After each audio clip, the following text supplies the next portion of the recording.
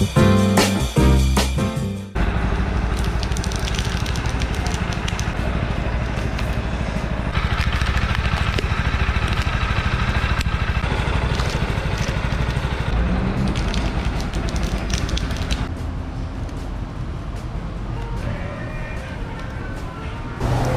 day, another episode sa Kirby Motovlog YouTube channel. May release tayo today na Rouser NS160 Fi 2022 model, SRP 98,600.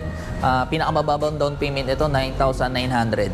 Available for cash and financing. Pwede kayo mag-online application through Facebook Messenger, Viber, saka email, Facebook Messenger. Para sa inquiries, lalagay ko sa description. Check nyo na lang yung Facebook Messenger, Globe number, tsaka Smart number, tsaka email address. Requirements, 2 valid ID, proof of billing, 1 month payslip, tsaka kung maaari 1 year na sa work. Pwede rin naman na 6 months sa work, pero ang kailangan ni down payment is 30% based on SRP price.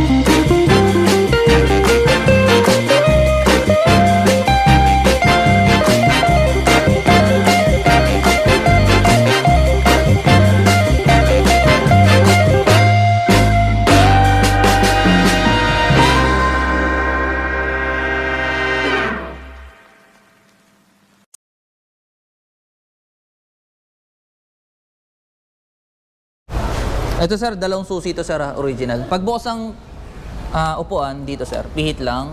Tapos iangat mo to. Yan. Yes, tapos tatanggalin mo to. Ito. Pakita ko na rin sa iyo sir, para makita mo. Tapos dito nakikita yung tools dito sa ilalim ng upuan. Sa back ride. Tapos iangat mo to sir. Yan. Dito nakalagay yung battery. Yan.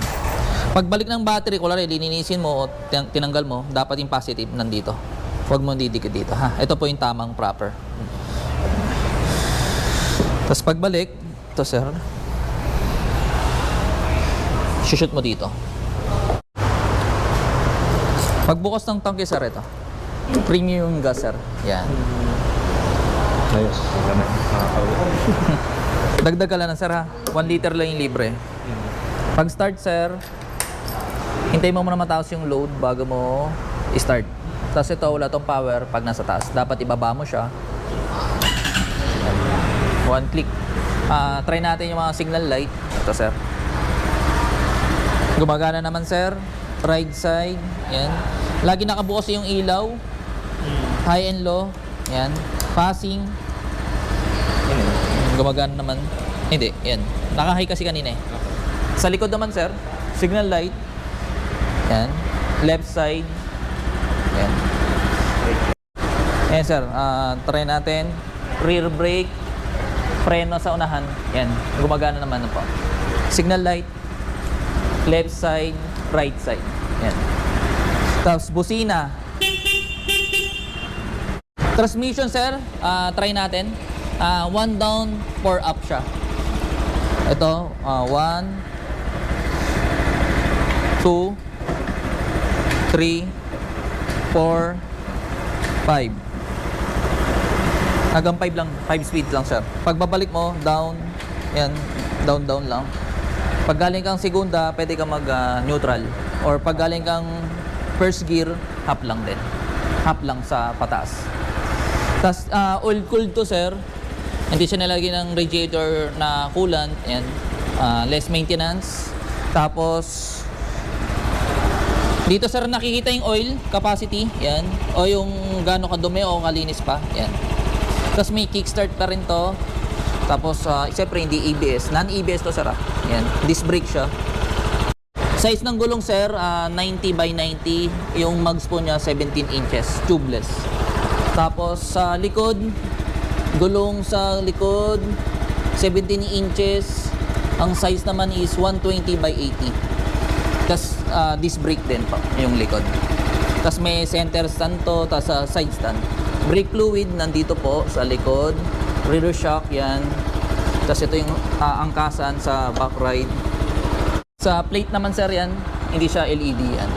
Ito may ilaw. Yan, para sa plate. Ano ilalagay dito? For registration, palagay mo muna habang wala pang ORCR. Tapos hangin sa gulong sir, sa unahan. Unahan is 25 front, pag rear 28.5, kahit i-29 mo na lang pag walang angkas. Pag may angkas 32 po yung PSI. Explain ko na rin sa rin ulit yung warranty. Warranty is engine tsaka electrical. Hindi kasama sa warranty yung mga gulong, kadena, clutch lining, brake pad, battery, ilaw. Lahat ng consumable. Oil seal hindi rin kasama sir. Oo, lahat kung malubak ka, depende kasi sir. Sa ngayon sir, wala naman siya na-check ko, wala namang leak. Tapos first essential mo, 1,000 or 1 month. Kung ano yung mauna po. Free yung service, pero yung oil binibili. Sir, oras, yung odo, tsaka trip 1, tsaka trip 2. Yan. Tapos neutral, tapos yung mga indicator ng signal light, yung high and low, yung naka-beam ka. Pag may check engine, yan lalabas to. Itong logo na to. Pagpatay sir ng makina sir, ito, kill switch. Yan. Dito. Pwede rin naman dito, pero mas proper to. Kasi kaya nilagay po yan. Pag lock sir, kaliwa. Yan. Yan. Lock na siya sir. Sir, per braking period, sir, hanggang 4,000 RPM ka lang muna for 350 odo. Pag nag 351 odo ka na, pwede na sa 6,000 RPM. For braking period, sabay change oil na yun. Pag naka 1,000, pwede mo na isagad. Okay, hanggang dito na lang yung video ko. Please subscribe, like and share sa YouTube channel natin, Kirby Motovlog, tsaka Facebook page natin, Kirby Motovlog. Okay. Thank you sa lahat na nanood. See ya! Bye-bye!